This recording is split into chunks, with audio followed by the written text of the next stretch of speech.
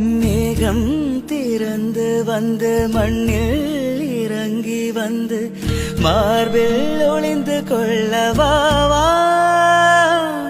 மார்பில் ஒளிந்து கொண்டால் மாறன் அன்பு வரும், கூந்தலில் ஒளிந்து கொள்ள வரவா.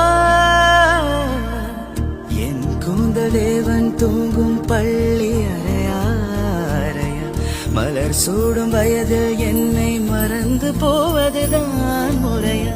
நினைக்காத நேரம் இல்லை காதல் ரதியே ரதியே, உன் பேரை சொன்னால் போதும் நின்று வழிவிடும் காதல் நதியே.